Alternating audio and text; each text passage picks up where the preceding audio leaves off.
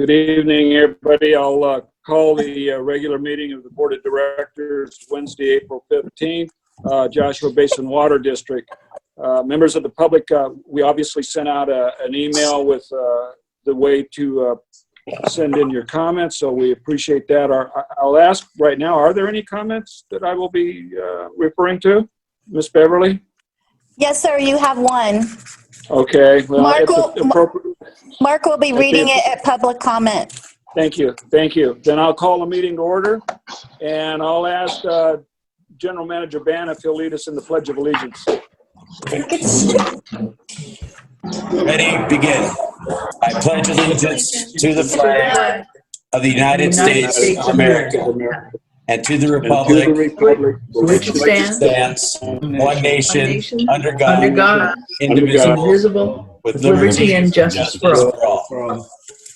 With liberty and justice for all.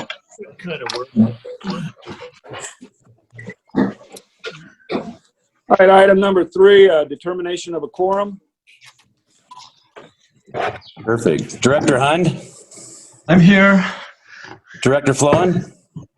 Present. Director Reynolds? I am here. Vice President Unger? Here. President Johnson? I am here. President Johnson, you have a quorum. Wow. What comment? Okay. I'll entertain a motion to approve the agenda. So moved. Is there a second? Second. All those in favor signify by saying aye. Aye. Roll call here. Oh, I'm sorry. Go ahead. You're good. Vice President Unger? Aye. President Johnson? Aye. Director Hund? Yes. Director Reynolds? Aye. Director Flowen? Aye. Perfect.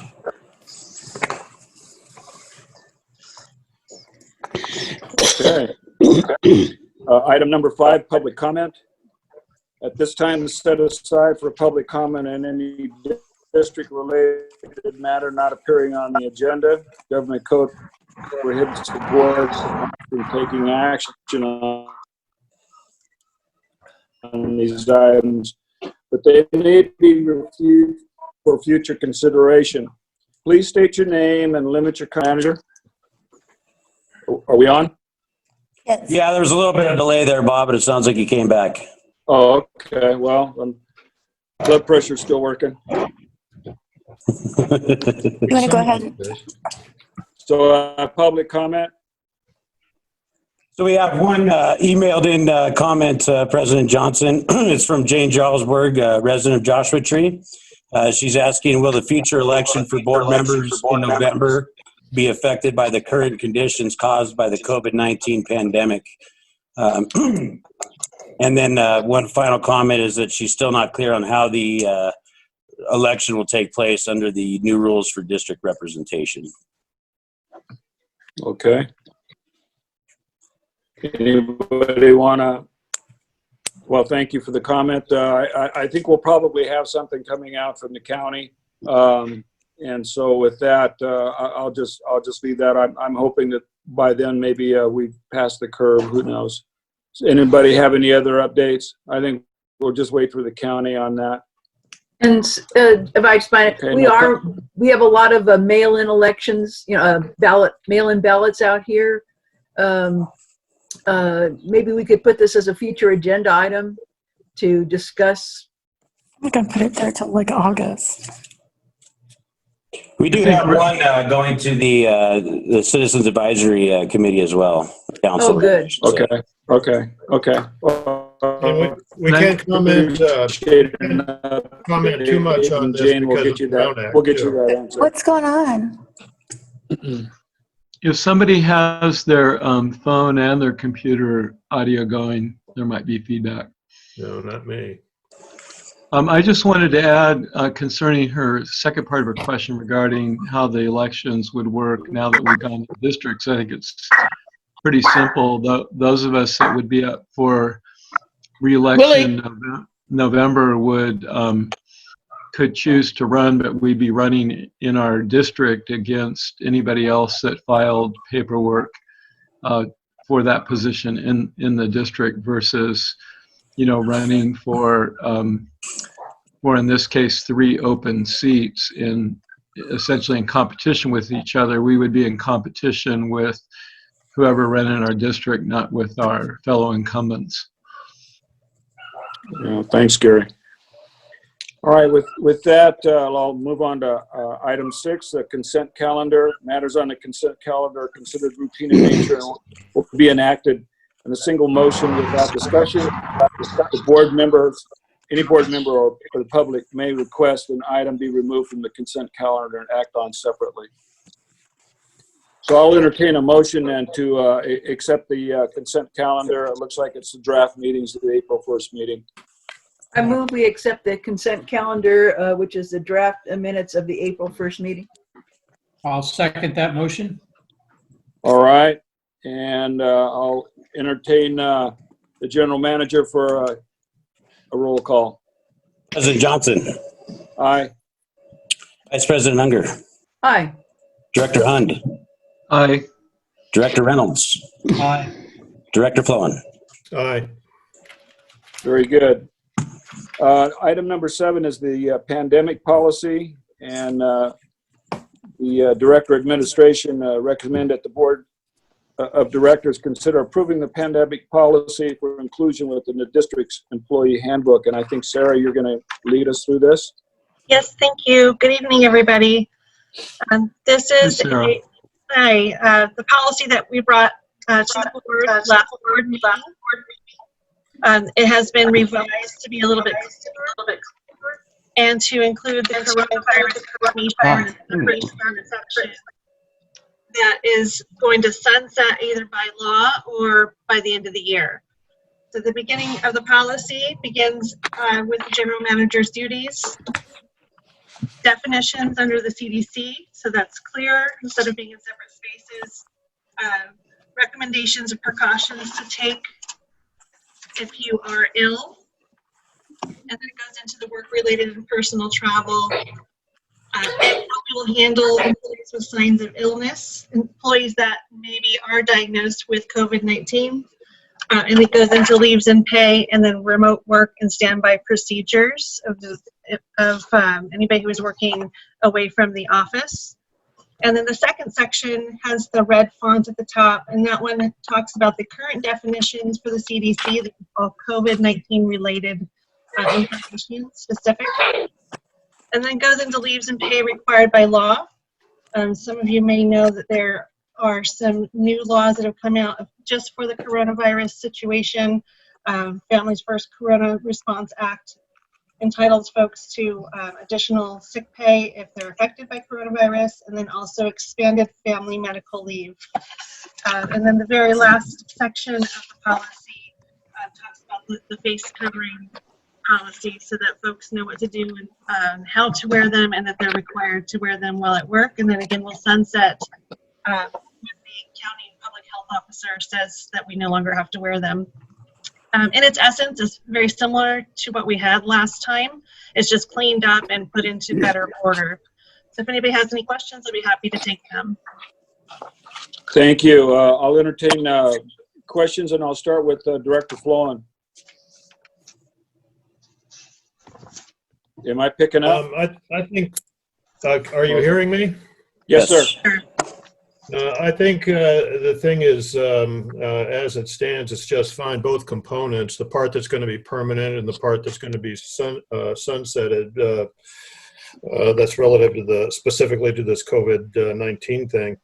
I also, in particular, like the part where under the, and I'm looking at page 9 of 22, where it describes the general manager's duties, where it empowers the general manager to take all appropriate measures to ensure everybody's safety and all that stuff. In other words, we got one guy in charge of the water district, and he's in command, and he's the one that makes decisions on what should take place. I like that part quite a bit. But other than that comment, I think the darn thing is just fine. All right. I'll move on to Director Hund. Yeah, I had a couple of things.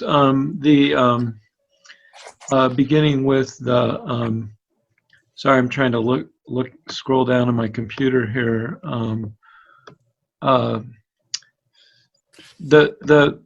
It's following the Center for Disease Control definitions, and I'm sorry if I didn't pick some of this up last time.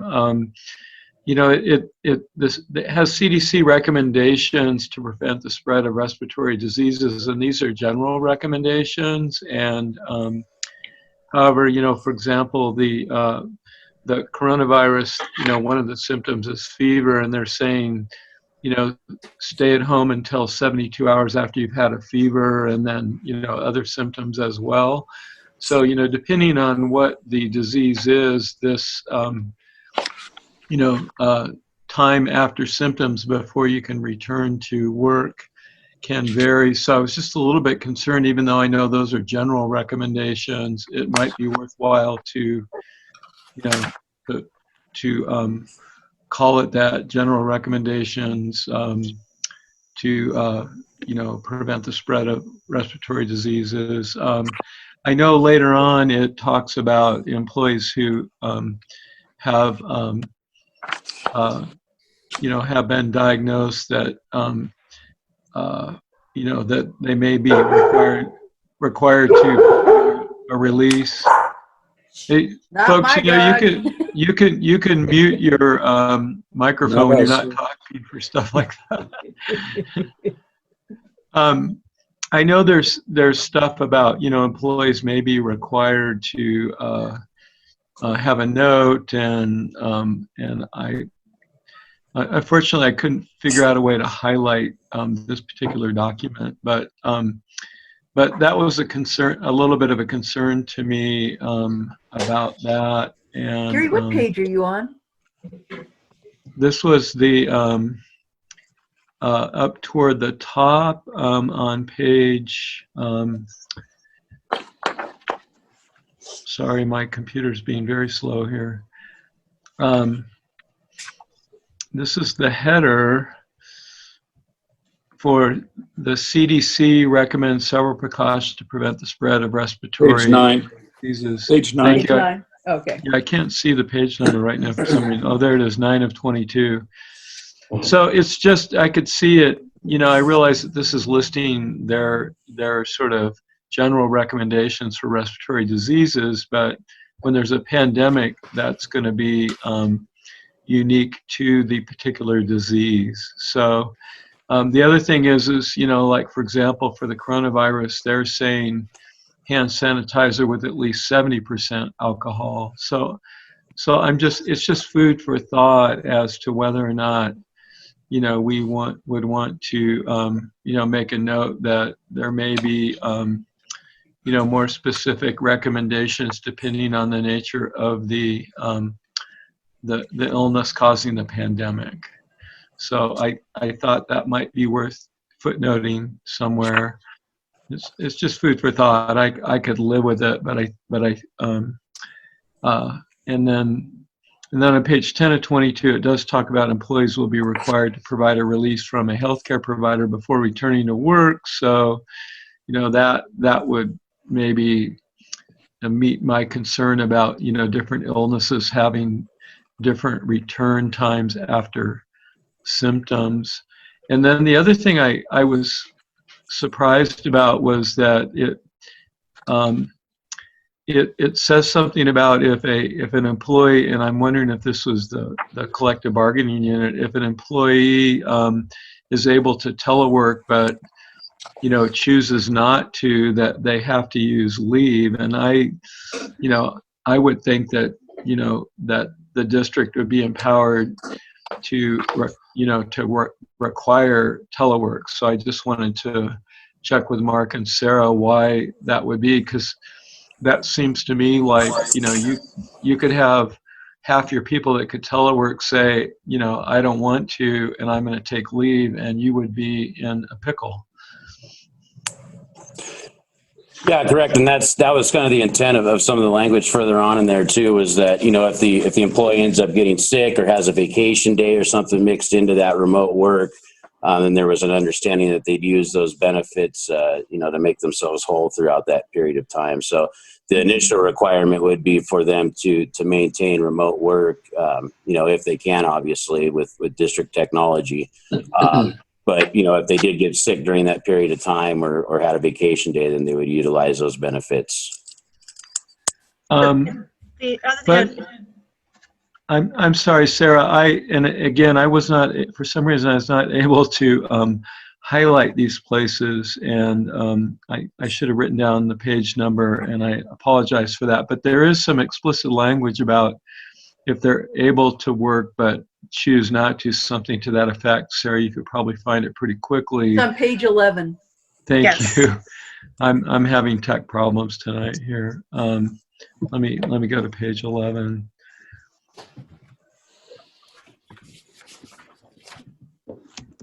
Almost there, sorry. If an employee is able but unwilling to work remotely, employee will be required to use accrued paid time off. Why would we, if they're able and we can provide them with the equipment, why would we not mandate that they work? so if you look above, it says that working remotely is not an entitlement or a district-wide benefit. Right. These procedures are not all-inclusive because it's not every position can work remotely as easily as others. Right. This specifically is if somebody is denying, they're just not going to work. We're probably going to have to move into a different kind of situation if that's the case, but they would be required to take leave and apply for family medical leave. Right. So if they didn't qualify for that, then we're going to have to move into the interactive process. So this isn't just, I don't feel like working, I'm going to take leave and kick back while the pandemic's going on. That's not what this is intended for. It's that there might be a specific reason that they're unwilling to work remotely. Then we would, and if it fell into leave or family medical leave, then we would go that direction. And if it was just a complete unwillingness, then we would have to probably move into interactive process to find out what's going on. Fortunately, we haven't had anybody at this place where we're at now deny working remotely. Everybody's been really open. It's been technological fun for everybody, learning the ropes of it, but it's really just if someone was unwilling. Now, it could be if they're unable to work because of their children under 18, and if you look at that exception at the bottom, that's where that expanded family medical leave comes into place. So it could also fall into that part there if they're just unwilling to work because they have to care for their children and it's interfering with their ability to work. I think each situation would be a little bit different and we would have to investigate it individually. Yeah, maybe I understand the intent here, Sarah, and I don't mean to be too nitpicky, but I could see this being interpreted differently, and it just makes me wonder if there might be a way to wordsmith that a little bit better, like if the employee states that, now I'm hearing feedback on some of these. Could folks just mute for a minute if that's possible? I'm just wondering, and I'm sorry, I'm kind of wordsmithing this as I go, if it might be more a situation like you're saying where the employee states that they're unable to work for a given reason, that request would be evaluated, and that during that evaluation period they would be required to use leave, and I don't know. I'm just throwing it out there. If you all, if between staff and the board you all think this works, I'm willing to defer. Okay, Director Unger. Good job, Sarah. It was and I like that you put the general and then the very specific COVID-19 as a separate section. Very nice. Has the union had a chance to look at this yet? They have, but they have not responded back yet with their concurrence. how much time do they have? Did you give them a time or? Well, it was supposed to be today, Okay. but we didn't get there. Okay. Because I'm wondering, like Director Hunt said, you know, was that wording that he was going over? Is that something that maybe the union or whatever would either find acceptable or unacceptable? We'll find out, I guess. Right, right. And gee whiz, I just you know, really minor things, you know me, but on page 10, it says procedures to reduce transmission, and then employees who have traveled to affected areas under that, and then it says employees who have A, traveled, or B, have had close. I would just take out the A and the B. When you put stuff like that in, it looks like you're going to look somewhere down here for like A subsection, B subsection, that there's something else with that. It reads perfectly fine if you just say employees who have traveled to an infected area or have had close contact with an individual diagnosed. That just reads perfectly fine there. And then I think the only thing, I had a question on page 11, what talks about remote work and standby. In the first section of bulleted points, the third one down, it says reporting within 45 minutes in person at the district when asked to do so. Is it asked to do so by their supervisor? Yes. Could you add that in there, by their supervisor? Yes, I can add that in there. If you look at the top too, it does say expectations agreed upon with their supervisor regarding the scope of their remote assignment, including. Yeah. All of these bullets are, you know, by their supervisor. Okay, so that would, all right. And then, gee whiz, I thought it was a really good job, and it was a big job. And I was on page 13, where it talked about the leaves and pay required by law. It says these provisions will apply from April 1st through December 31st. Yeah, So that is what the FFCRA Act yeah. put in there. So unfortunately, I guess, during this time that we've had since the last board meeting, a lot of things have changed, and we kind of joked it's changed 35 times since we've all met last. So, and every day something new. Well, there, you know, Mayor Garcetti in LA said, you know, no sports till 2021, no big events, no concerts, anything. So people are really going into that lockdown. And then on the bottom part on pay, on that same page, page 13, talking about full-time employee at a rate of no less than this, part-time at a rate. How does that apply to salaried employees? Okay, so full-time employee at the rate of no less than 2/3 their regular rate of pay. So salaried employees do have an hourly rate that's used as the basis of their pay. So it would be based off their hourly rate. Okay. And I think that was it for me on that. I thought it was just a really good job. It reads well. And thank you guys for your hard work, and be interesting to see what the union has to say. Hopefully they're not change it too much. Yeah, thank you very much, staff. I think that was great, Sarah and Mark. Anybody that's had any involvement with this, I read it. I'm making a couple of assumptions here that obviously legal has taken a peek at this, and that the broad areas that Director Hund was alluding to, and narrowing that down, that obviously case by case, Jeff would be able to answer and respond to that. Is that correct, Jeff?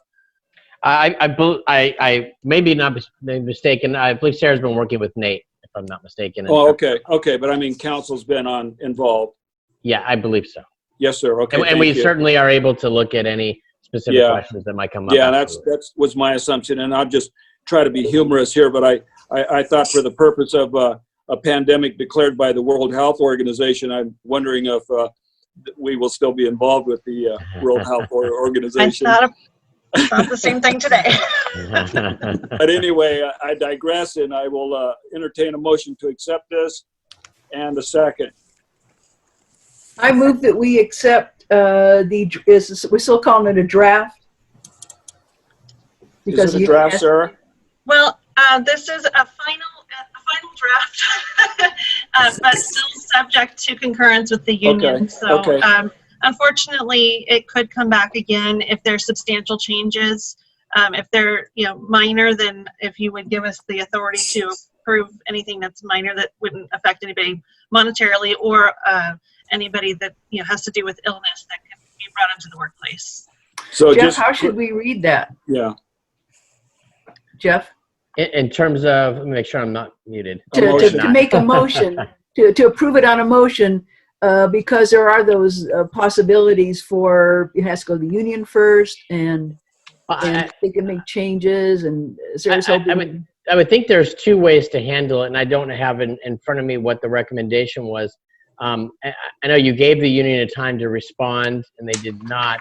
I would think you can either approve it as and with the language that Sarah mentioned, subject to receiving comments from the union, or it could be approved, and if you get comments from the union that contradict the policy, it can come back from the board for modification based on those comments as well. So I think either route you could take. Well, I will move to approve the pandemic policy for the inclusion within our the district's employee handbook, subject to review by the union representatives. Does that sound? and approval. And to bring back to the board if there's any contradictory changes. based on that. Okay, and to bring back to the board if there's any contradictory changes or any really material changes that we would have to look at. That's Nice. my motion. All right, is there a second to that? I would like to comment before we move. Hey, Mike. Yes, Hi. sir. I'm not comfortable with approving this under the assumption if there's changes or something. I'm all in favor for approving it as it's written. Period. If by chance a change has to be done, then it'll have to come back to the board and we'll have to reapprove it. That's my opinion. Should we approve it, sending it to the union? Or, well, gosh, we haven't heard back from yet. They've already looked at it. How about approve it if we don't have any changes, we're good to go. And then if we do have changes, we'll bring it back. Okay. Yeah. Fair enough. As is, where is, how is. If changes have to be made, then it has to be reapproved. Yes. Okay. Well then, Rebecca, do you want to restate or Mark restate the motion for us? Go ahead, Mark. Yeah, let's see. Oops, I just got off the beaten path there with the thing. There. So I would just say to approve the inclusion of the pandemic policy within the district's employee handbook as written on the PowerPoint here, and just add that if there are any changes made by the union, that it's brought back to the board for further approval. All right. Is that okay with you, Rebecca? That's good, yeah. All right, then I'll entertain a second if there aren't any, or is there one? All right, I hear Michael with the second. And then I'll have a roll call vote if there is. President Johnson? Aye. President Unger? Aye. Director Hund? Aye. Director Reynolds? Aye. Director Flowen? Aye. Perfect. All right, thank you so much. That was quite entertaining. And I'll move on to item 8. And the SCADA improvements, General Manager Ban. So this is the third year of us making these improvements to our SCADA system. It's a budgeted item. Like I said, it's been in there for the last 3 years. Though there's some upgrades to the transmission equipment out at each field site, like our boosters, our wells, and our reservoirs, like replacing the radio or the PLCs that help send signals from those facilities to our human machine interfaces here at the district to kind of allow us to monitor everything remotely. Though some of those things will get upgraded. One of the big additions to this is also getting all of our sites a video feed as well that's coming back to our SCADA system. So we've been really diligent over the past 2 years of making these upgrades and bringing everything current, and would like to continue moving down that route. Fort Shock's been with the district for several years, does a really good job, and in comparison to other SCADA providers out there is really well priced as well. So here staff is recommending that the board approve Fort Shock to go ahead and continue forward with these upgrades in an amount not to exceed $23,498.11 for the remainder of this year. So that's my report, and I'll be happy to answer any questions after public comment. All right, I'll start with Director Reynolds if we may. I'm comfortable with it as it's written. All righty. Director Hunt, Me too. come on, you guys. Director Flowen. Okay. I'll take that challenge. I did, this is not a surprise. The general manager just mentioned it is in the budget, but it's also in the, I have it in front of me here, the strategic plan. This is version 15. It's mentioned 2 times on this strategic plan that looks familiar, I would think. On the first page that these things were something that we were intending to do. And what I'm intrigued by, and if Susan is still there, she might help me confirm this, but the budget for 2019-2020, it makes a space for phase 3 of the SCADA improvements. And it's indicating the amount in the budget is $44,645. And this cost that we're talking about right now is $23,498.11. So if this is a one-for-one thing, we're coming in on this substantially lower than we actually have budgeted for. And that sounds like a good deal to this old camper. Just to chime in there too, real quick, Director Flo, and I apologize for not making that bridge between the two either, but we have already completed some of these upgrades this year as well. So this is the end of that. However, the previous upgrades that have been performed have been below the or within the general manager's signing limit. So. Yeah, so this $43,000 is sort of a $44,000 that bundles a lot of things that have been happening all along. Right, correct. Okay, yeah, but still looks good to me. Thank you. All right, thank you. Director Unger? A very complicated work order on this, all the stuff that it encompasses. I don't pretend to understand it. But I will say it's a whole lot cheaper than what Mojave is budgeting. They've got $400,000 for their SCADA upgrades. So I think we're doing pretty good. Good work, Mark. Good work.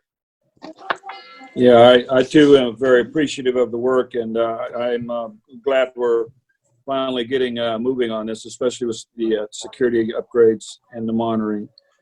President John. Yes, sir. President Johnson, I'm sorry, when you're done, I just had a quick comment, if I may. I am. I'm finished. Go ahead. I just wanted to, Tom triggered my memory about our discussions about the SCADA and this, phased upgrade.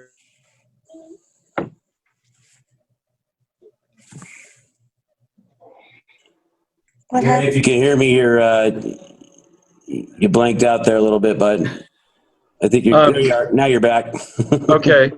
I just wanted to say that I share Tom's view that this is something we talked about and planned in phases over time, and this is a very important part of our infrastructure and also our ability to be alerted to leaks and emergencies. That's all. Absolutely. Yeah, good work. And with that, I'll entertain a motion to approve the supervisory control and data acquisition upgrades for Foreshock in the amount of $23,498.11. I'll make that motion. All right. Second. All right. I have Director Unger, Director Hun, General Manager. Director Flowen? Aye. Director Reynolds? Aye. Director Hund? Aye. Vice President Unger? Aye. And President Johnson? Aye. Thank you very much. I missed those finance meetings. We can have a virtual one for you, Bob. I bet Susan would love that, wouldn't she? Yeah, we'll get you a couple virtual ones a week if you want, Bob. Oh, okay, good. I see Ann's already got her mask on, so I think things are rolling pretty well over there. Item number 9, the formation of the Joshua Basin District COVID-19 Ad Hoc Committee. And I would give this to the general manager. Yeah, so in consultation with President Johnson and, coming to the realization that obviously, there's been times where we've had to cancel our board meetings and also our committee meetings. We wanted to make a small committee called obviously the COVID-19 Ad Hoc Committee for a short period of time so that we can make sure that there is some contact, at least between the general manager and some directors, just to kind of, realize the effects that COVID-19 is having on the district on a regular basis, but also, how we're going to bring this back into a full swing of things, once the governor releases the stay-at-home order. So, that's one of the things that staff is currently starting to work on is kind of bringing, back our capital projects and getting them back online and getting, returned back to normal work. So, and, we'll talk about that a little bit more in my manager's report, but obviously Governor Newsom has his idea on what he's going to be doing to allow the full swing of work to come back into the state of California. But it's important also for the district to have our own plan of action, once those orders are lifted and possibly even before that. So with that, is there anything you wanted to add to that, President Johnson?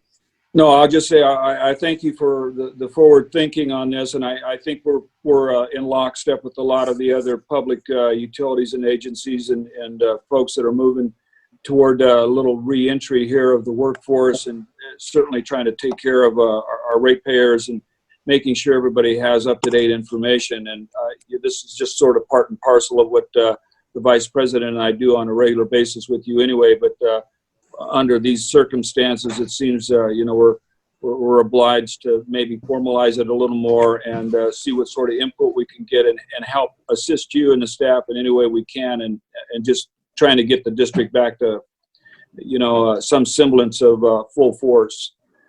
And I think, Director Unger has been watching this. I think everybody's been watching this. Obviously, your directors are all on top of this.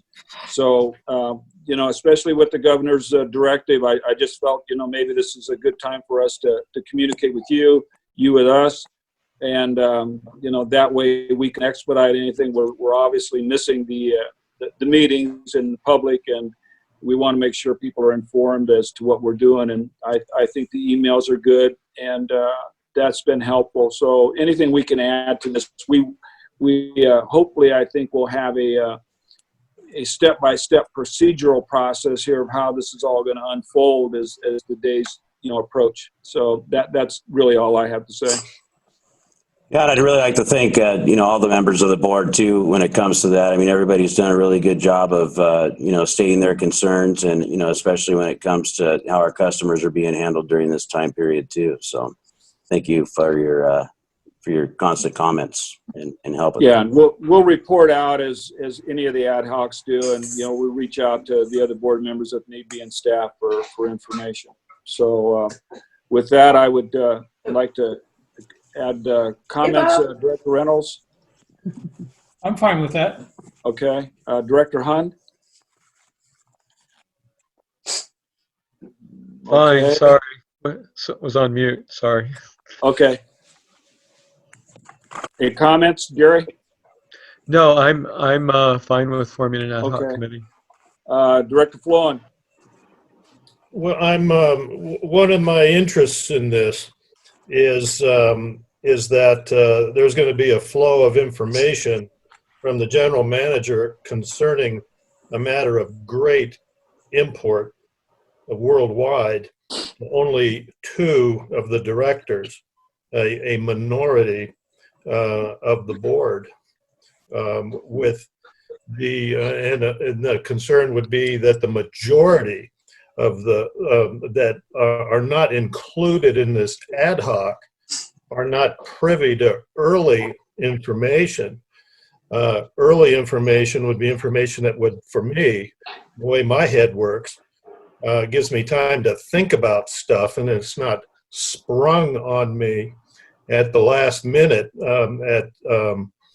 days before a meeting, where there's been a thought process going on for weeks over this process of informing the board of what's happening with the virus, and again about how to open things up and get started again on running things. So one of the questions I would have would be, is an ad hoc committee meeting one that's open to the public, or is it opened to other board members who may remain mute at the meeting, but yet hear the information that's being disseminated? And I also am concerned that a minority of the board will buttonhole the general manager and sort of impose a philosophy on him that the majority of the board is not aware of. And that's why I kind of think of this thing as almost an encroachment on the general intent of the Brown Act by having a committee such as this. So I'm very intrigued to hear. I've already heard some comments from my fellow board members about this, but I'd kind of like to, having said what I've said, hear some responses. Thank you. I think, Jeff, you can chime in on this as well if I'm incorrect in any of this, but I think, one of the intents of maintaining 2 board members on this was also, that it allowed it to be more of a generalized conversation, just somewhat of a quick phone call to just check in and see how things are going. And it basically allows us, some flexibility with the Brown Act there. If we were to add another board member to that, then, you're absolutely correct. Obviously, at that time, we would have to be susceptible to all the Brown Act requirements with that committee at that point. One of the ways, that I certainly have no problem with moving forward is, taking, writing down and providing some minutes from each one of the meetings that we have and emailing that out to the board members. I don't think disseminating that information from the committee would be a big issue with that, Jeff. No, and I can kind of expand on that too. So you do have 2 types of committees, an ad hoc and a standing committee. And are you? And I'm not muted. Okay, you can hear me. Okay, right? Yeah. Yes. Okay, perfect. Yes. A standing committee is subject to the Brown Act, and that's one that has an ongoing ongoing subject matter jurisdiction or a fixed schedule. That's not what you're talking about now. You're talking about an ad hoc committee that's comprised solely of members of the board, and is I'm sorry, my dogs are going to bark again. Mine too. Of course, while I'm talking, I can't be muted this time. So an ad hoc committee such as this, which is only going to exist for the duration of this emergency, is not subject to the Brown Act. If more than a majority, so if you had a majority of board members attend, the Brown Act would be triggered, and the only implication there is it has to be a noticed meeting of the board, and the public has to be allowed to attend. An ad hoc committee of only 2 members isn't subject to that, so Brown Act would not apply. You certainly could distribute minutes or information from the meeting, and generally the general manager also can distribute information. Generally, can always distribute information to the board, but there actually is an executive order that specifically, even though it already is allowed under the Brown Act, specifically authorizes the general manager to let the board keep the board updated on issues related to COVID-19. So that might have been a little long-winded, but hopefully that addressed some of the concern, or at least put it on the table.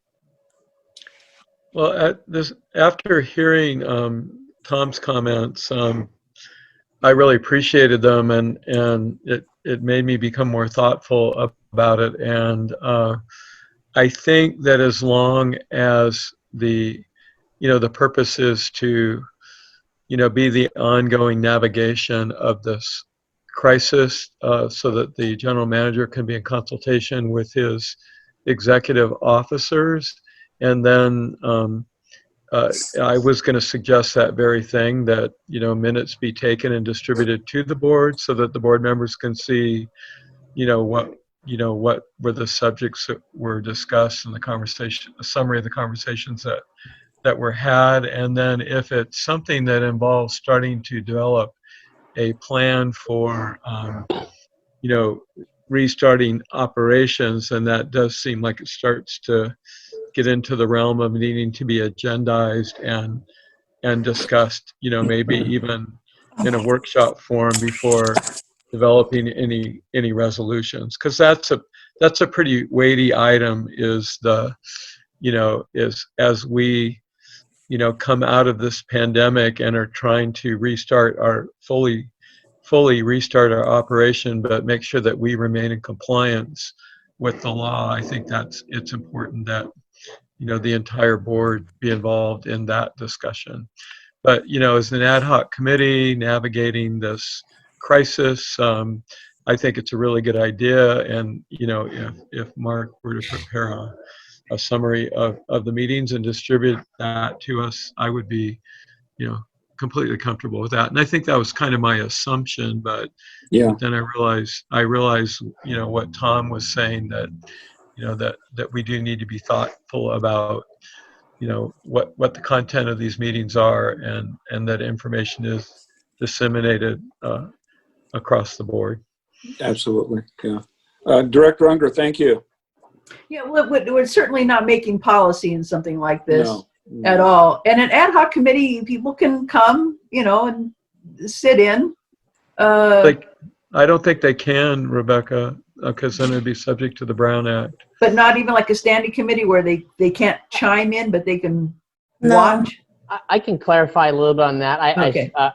So an ad hoc committee is not subject to the Brown Act, where it is required to have meetings agendized, and Brown Act is obviously requires public attendance. There's nothing that prohibits you from having an ad hoc committee agendize their meetings or notice their meeting itself and allow public to attend. The issue would arise if other board members attended. With the standing committee, other board members, well, I suppose if you followed the Brown Act and you gave notice of an ad hoc committee's meeting and allowed the public to attend, the rules would really be the same as a standing committee. And in that particular case, with a standing committee, other board members can attend, but they can't take the dais. They can't sit in any special chairs, cannot ask questions, can't make statements. They can just observe purely. And the Brown Act's been interpreted by the Attorney General to allow for that. I think if you ran an ad hoc committee the same way, you wouldn't have a problem. But I don't think another board member could attend an ad hoc committee if it wasn't a noticed meeting or agendized and the public couldn't attend, because then you'd have 3 board members in one location, and I don't think the exception for a standing committee would apply. Thank you. Yeah, I'm sorry. Go ahead, Rebecca. Something more? Yeah, this, we're looks like we're going to be in this for the long haul until December 31st. No, it doesn't. The family leave, guidelines are there. And, speaking of the governor, he had 6 indicators that he just gave this week about modifying the stay-at-home order, and they're very close to what the World Health Organization had, but they are the ability to monitor and protect our communities through testing, contact tracing, isolating, supporting those who are positive or exposed. I mean, that's big. The ability to prevent infection in people who are at risk for more severe symptoms, the ability of our hospital and our healthcare system to handle these surges, the ability to develop therapeutics to meet that demand. That would certainly be part of the healthcare system. The ability for businesses, schools, and childcare facilities to support physical distancing. Is she reading what you have? And the ability to determine when to reinstitute certain measures, such as the stay-at-home orders, if necessary. So Governor Newsom, I mean, that's pretty weighty, hefty stuff that we really don't have a lot of control over. And we are kind of we're subject to these things. And, I definitely, it's important that all of our board members, our staff, our community, know how this pandemic is affecting the water district, its operations, its employees, the people out in the field, that are doing this work. And I really think Kathleen should be in on this. We have to have our public information person in on this.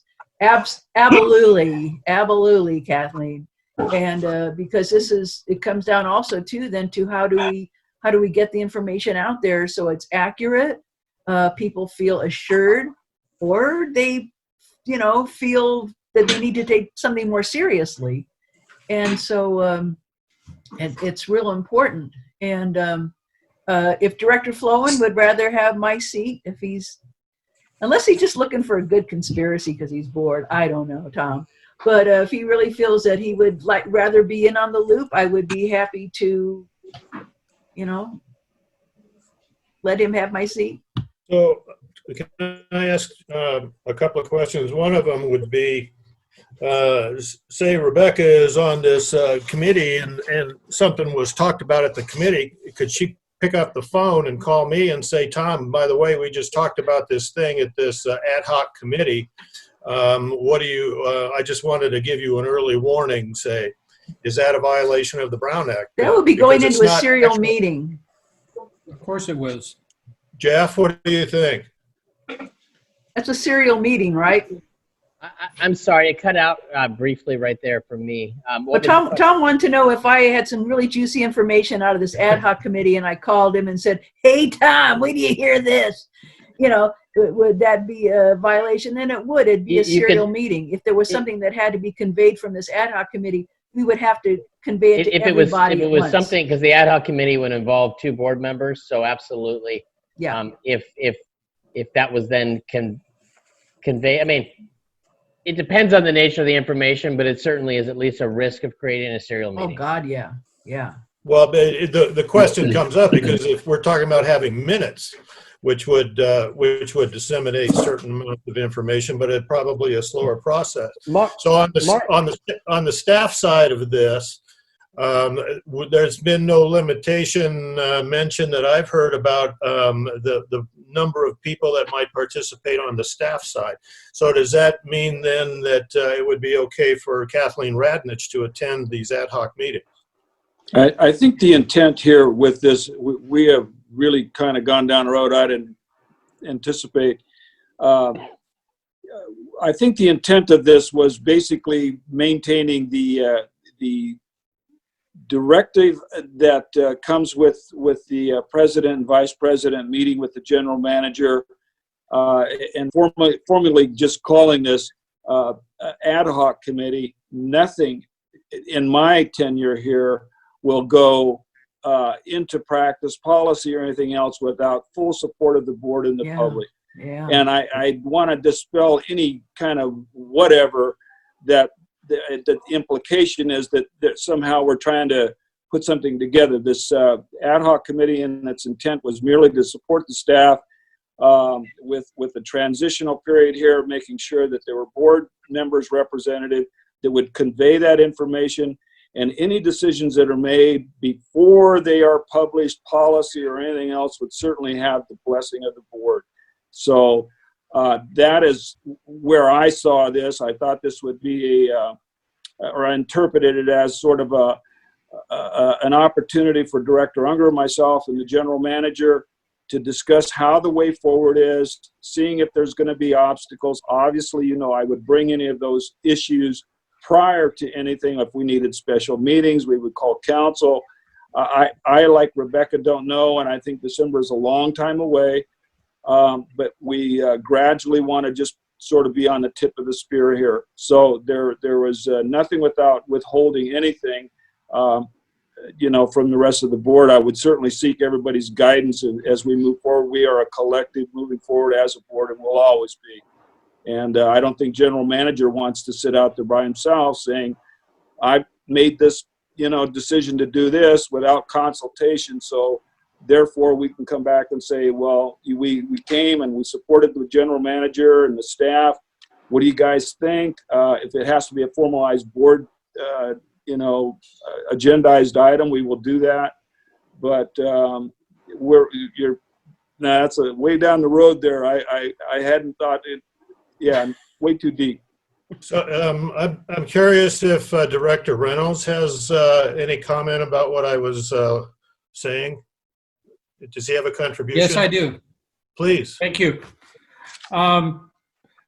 I think we're, how can I say this, overthinking it. It's a simple formation of an ad hoc committee. Question about Brown Act. We've all studied the Brown Act. We've all had to go through Brown Act training. We understand what Brown Act is and what it does and what the parameters are. You know, I think we're going way too deep into a simple formation of an ad hoc committee. It's just an ad hoc committee. Naturally, we need to, you know, conform to the Brown Act, and let's do this committee. Thank you. And I would Keep it say though, simple. We're taking it we're getting too carried away on this, in my opinion. I appreciate that, Michael. Thank you. and the World Health President Organization. I'm sorry. President Johnson, could I Yes, sir. make another comment? Thank you. Well, I'm thinking about it from my perspective as the executive director of a similar sized organization, and you know, the general manager and myself in our positions, we do need to take necessary actions for public health and safety, and you know, how we kind of restart our operations would primarily be our responsibility. But I can see where you know, given that, you know, like Sarah said, that, you know, there have been like 35 changes since the last time we met. I've experienced that as well. You know, I haven't gotten together with my board, but I get together with my staff weekly to talk it through, because, you know, there are so many things to consider. So, you know, my take on this is that, you know, Mark would utilize the president and the vice president as a resource and liaison with them to keep a subset of the board involved and updated. And I would think that if, you know, if it involves anything that could potentially have you know, legal ramifications about our decisions, then we could bring that back to the full board. Absolutely. And if Mark is producing minutes, then I think that you know, that is, minutes are different than two board members discussing it after two other board members have talked about something. It's just informational, but it would inform me or Mike or Tom of what was, you know, of the subject matter of the meeting and summarize the discussion. So anyway, again, I would be comfortable with that. I think it you know, it meets the need that's been identified, but it also, I think, addresses the concerns that Tom raised. Yeah, and I appreciate the concerns myself too. Thanks, Gary, because yeah, there was I don't believe any intent here to withhold from the other board members. No decision on the board happens without all of us collectively being there. So, and I think I'm speaking for Director Unger with that too. So we want to just try to help Mark. We want to be there, and we want to support the district. We make sure that, you know, we're flowing in a positive direction. So that, I think that was where that came across. With that, then, General Manager, can I go ahead and entertain a motion, or is there further discussion? Hearing none, then I'll call for a motion. I don't have a motion. I'll make the motion. Okay. My goodness. I move that we form this ad hoc committee with president and vice president, and as it's written. All right, and more details will come forth. I don't even know what the meeting schedules are, but I'm sure the general manager will inform us. Is there a second to that? I'll second. President Johnson, could we include in the motion that the general manager will provide a summary of the meetings to the board? Absolutely. Is that okay, Mark? And I would say we would definitely report on the meeting at a board meeting when we, you know, we talk about the meetings that we've attended and stuff. Yeah, If the report is viable. Thank you. Thank you. Yes. Yes. Okay.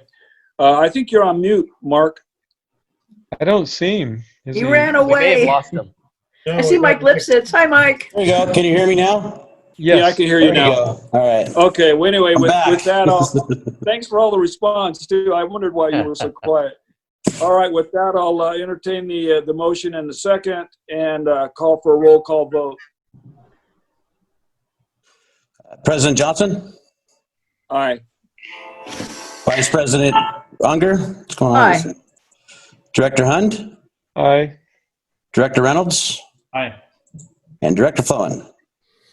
I think based on what President Johnson, the way he has characterized this, and the perspective offered by Director Reynolds, I'll vote yay. I missed you, Tom. All Well, I don't right. know, Tom. You sit in the nay chair when we're on the board. You sit in the historically nay chair there, where Director Wilson used to sit. No, that's Gary Hunt's seat. That's Gary Hunt's seat. Unless you want to transfer that authority. All right, hey, I'm losing control here. Item number 10, General Manager Report. How come it's not letting me move forward here? Oh, there's Kathleen. One sec, sorry, there it goes. Had a little technological issue there. All right, so we'll start out with some good news here. As you remember, last year during flood season, we had a good 3 to 4 day initial response that probably spanned over about 2 to 3 weeks of repairing some of our facilities that caused some water outages, especially in areas where there was flood channels that broke apart in one instance and flushed down the wash about 100 feet of 8-inch AC pipe all the way down to the highway. During that response, the county actually declared a state of emergency, which allowed the district to be reimbursed for things like overtime and parts of material. And we put in for this last August for about $23,000 and just received approval today on that dollar amount, which totaled $23,110 that the district will be receiving back for that product. So There's the SCADA. right. And, we'll be obviously doing something similar to this for this COVID-19 response as well. So, and then just go over some of the numbers like last meeting here from the CDC.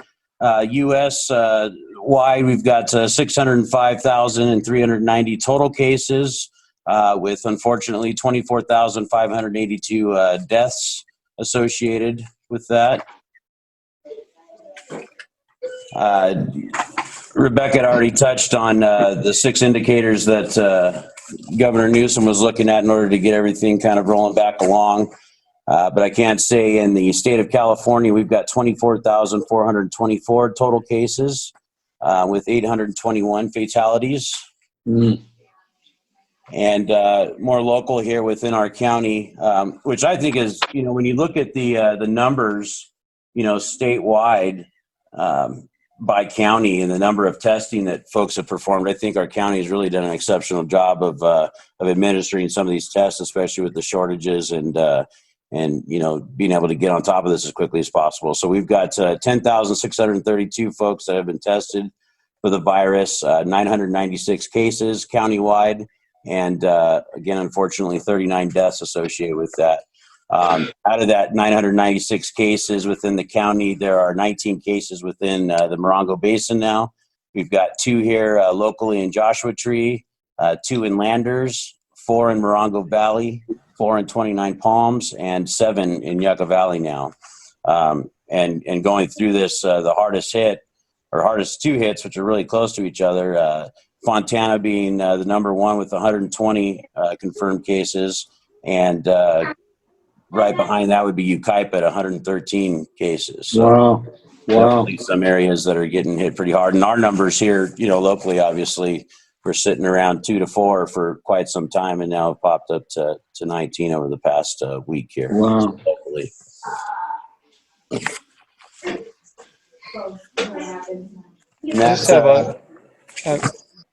I have a quick comment on that, and that is that they haven't initiated testing in the Morongo Basin yet, and therefore there might be underreporting. So correct. At least from my perspective, I would urge caution out there, because we might have quite a few more cases than have been Testing starts reported. at CMC next week. Yeah. Yeah, and on that, that's a good point as well. They're going to start up testing at CMC next week as well. So that's good. But you're absolutely right. I think that's one thing we have to take into consideration, especially with the mortality rate of this is, just the amount of testing that's been completed, along with the fact that, 80% of folks out there can walk around with, either mild to no symptoms whatsoever when it comes to this. Yeah. So you're absolutely right. I think there's a lot more than what we see in the numbers. Absolutely. So. And that concludes our report for tonight. All right, thank you. I'll move on to item 11, directors' reports, meetings, attendance, comments, and future agenda items. Ms. Kathleen Radnich, Public Information. Hi, Kathleen. Hey, miss all of you. Miss you. Glad everyone's doing well, though. I have a very brief report, but it's great news.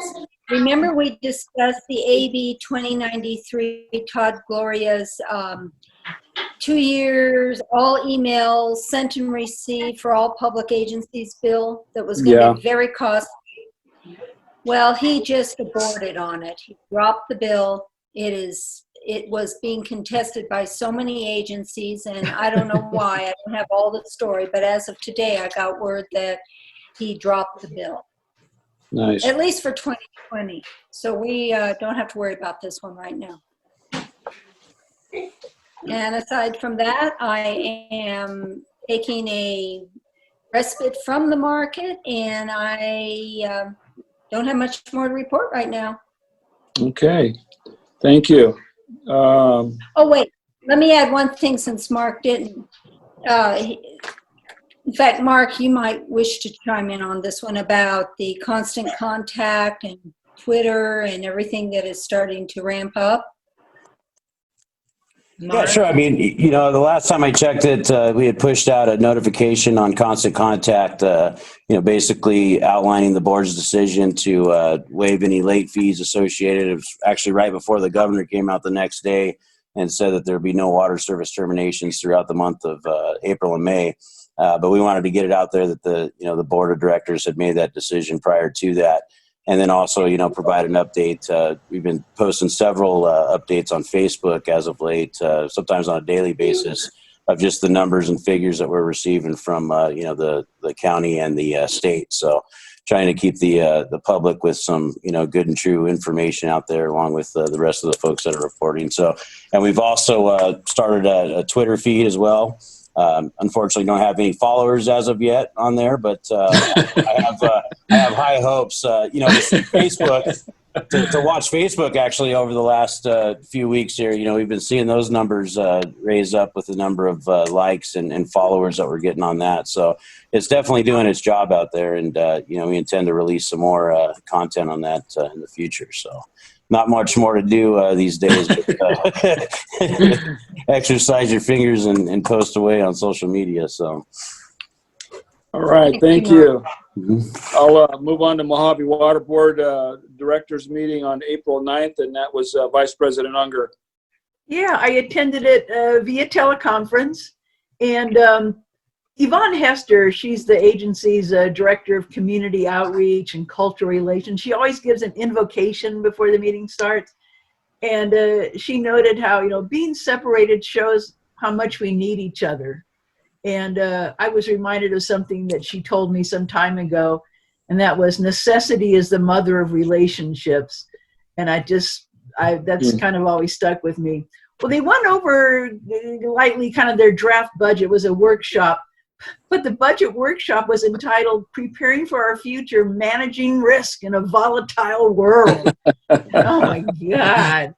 And their areas of concern were, volatility of imported and local water supply, increases in costs from the Department of Water Resources, a changing political and policy environment, their own and the state's aging infrastructure, and their own agency's imminent silver tsunami of key retirements. These are things that we talk about here. And they were also concerned, the economic downturn, the effect it would have on water sales. Now, they've penciled us in for a 1,000 acre-foot allotment. And they're also people's ability to pay their property taxes. Mojave always said they were hoping for $41.7 million from that. Wow. Yeah, their beginning cash reserves for the 2021 year were at 88 million, and they were looking at total revenues of 57.8. But they're still, is all part of the budget, they're still counting on conservation partnership programs, grant funding, spending on community relations, strategic partners, facility tours, the annual water symposium, the county conference, and the high school water summit. Even AWAC is down for $35,000. And their basin management special projects budget, they've got $1.7 million for that. And that includes, work and studies with USGS, Bureau of Rec, the Resource Conservation District. There's some grant funding consultation for the Mojave Dam study and their and water marketing. Plus, there's grant funding for the water banking. Plus, database migration. Maybe that's, I don't know what that is. Gary might know. And also their urban water management plan update. And they're also the water banking program. They've actually kind of set aside 1.75 million, for that. The Basin recharge projects, 184,000. The SCADA upgrade / replacement, 400,000. A phone system update, 100,000. And 655,000 for vehicles and equipment. Something that had no fiscal impact was their update of their personnel and policies procedures, something that Sarah was doing here, and they haven't done an update on theirs since 2009, so don't feel so bad. And then the board voted 7-0 to for Director Kimberly Cox to continue as the regular special district member to the San Bernardino County LAFCO, a position she's held for the past 15 years. Her competition is T. Milford Harrison, the president of the board of the San Bernardino Valley Municipal Water District. That's my report. Thank you. Can I take this opportunity now to maybe ask the directors if they have any comments before I move on to item 12, just general comments, updates, and I'll start with Director Reynolds. Well, here we are in a virtual world of reality, and we're getting used to it. So with all we need now is a good, strong internet, and I got booted out on the meeting. I don't know if anybody noticed, but Yeah. I got lost for a few moments. Fortunately, we got back in time to make the vote and read to see what I thought. And I wish everybody well, stay safe, hydrated, and don't forget to wash your hands. All right. Director Hund. Not too much. I just I think on this pandemic, I think that I echo Director Unger's comments regarding togetherness and community, and I think times like this really help us see the value of community and each other, and human beings are pack animals, if you will, and this is a very difficult time for many of us to weather this, and we have a ways to go, and with my team, I've really encouraged both when we're having our meetings, the use of the cameras, and to share personal anecdotes, and to just do things to try to remain as close together as possible during a very difficult time. And then I guess the only other thing I would say is that I think we would all agree this virus is very scary because it's very unpredictable. Its mortality rate is 30 times that of the seasonal flu, and it's sometimes some individuals have very mild symptoms, and then it rapidly kills other people sometimes because of the body's own immune response. And, therefore, I think we do have to take it very seriously.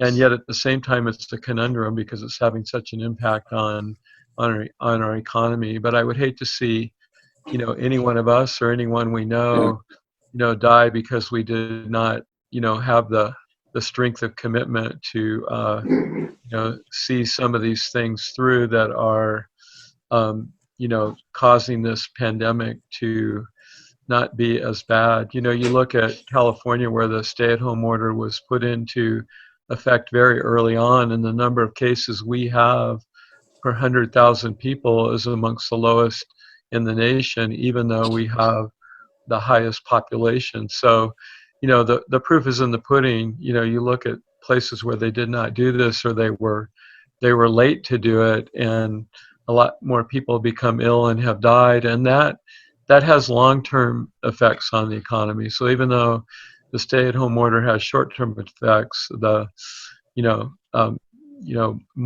more cases and more deaths can have longer effects. And then just a hopeful note, I just recently read an article that that an experimental drug was tested on a physician and a patient in a hospital that were both going to die when they had one of those cytokine storms where their body's proteins were, overreacting and attacking the virus and flooded their lungs. And this drug saved both of them. So there's some hope now that perhaps this will be a treatment that will prevent fatalities. And that, to me, was the most hopeful news I've heard. Wow. So far, short of, when they develop a vaccine. Well, thank you. Yeah, thanks, Gary. Yeah. Director Flowen. Yeah, it's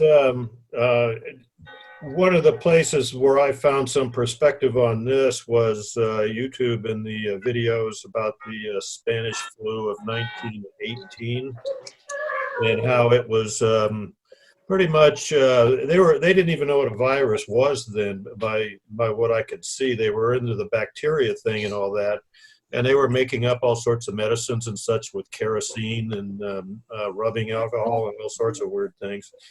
But what I got out of it was that some of the mistakes they made during that time was the thing where they did not isolate people, they did not quarantine people, they did not have social isolation and staying at home and all that kind of stuff early on and through a lot of it. I mean, they would have bond sale parades and such to try and raise money for World War I, where they'd have 200,000 people at a parade.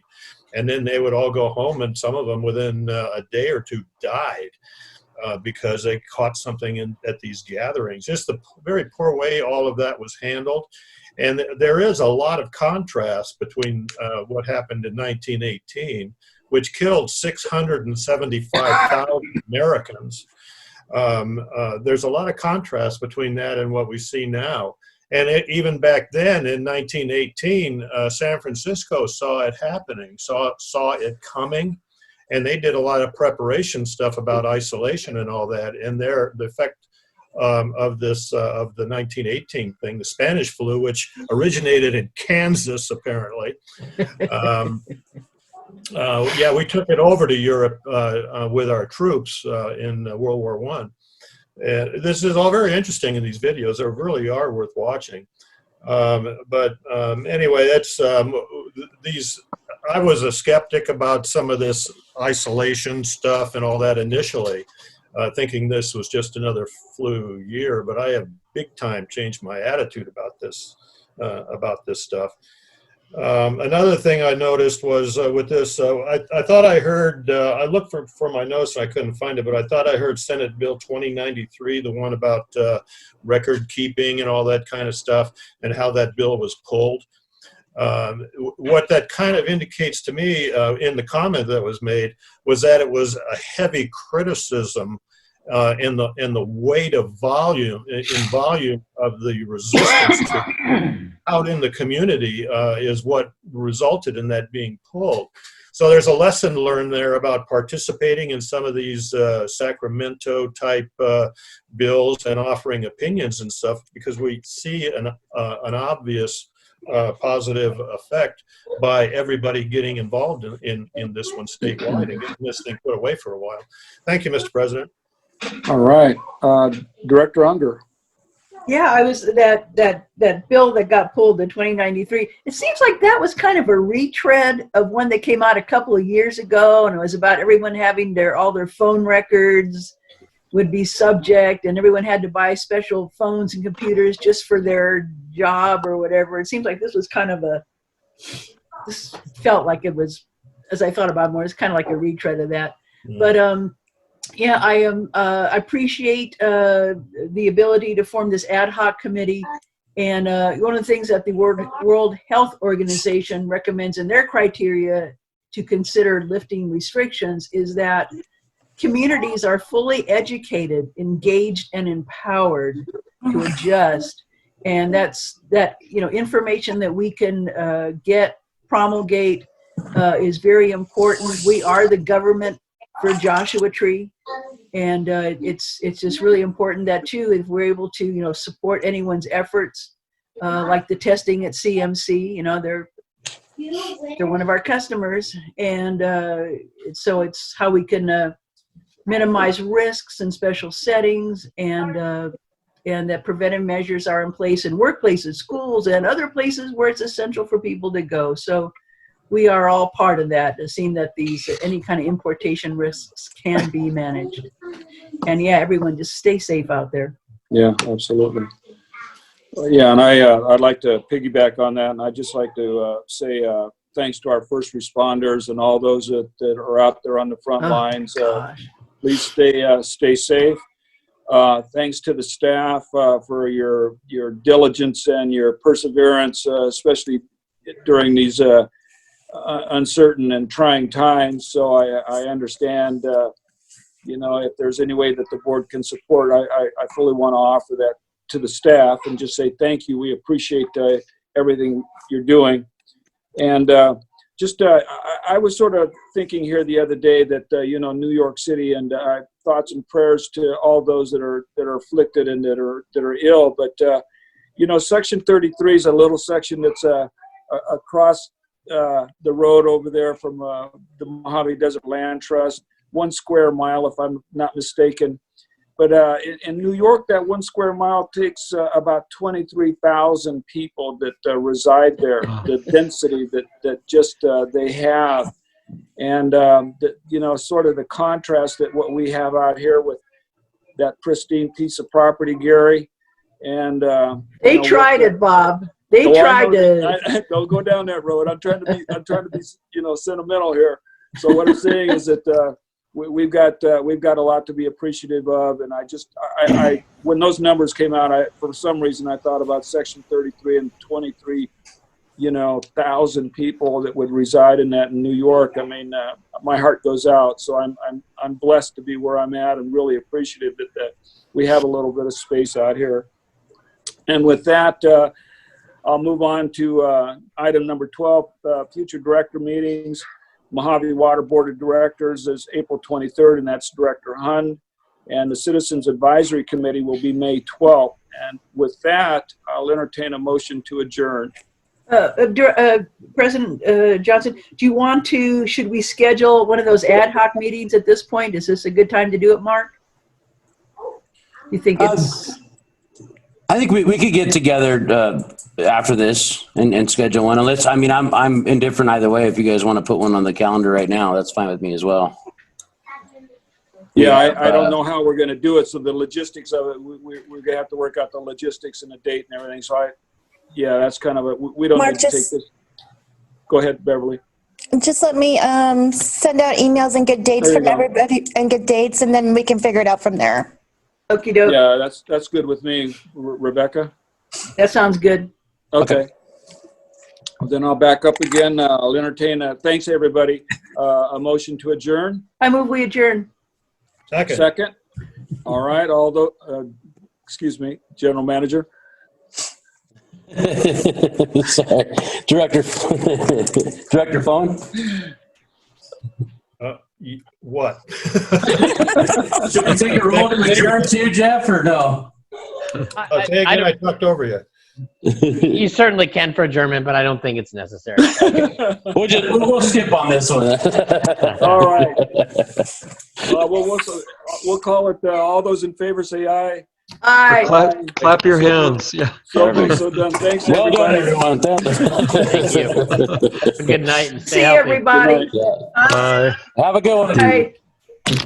Bye, Sarah. Good night. Bye, Gary. Good night.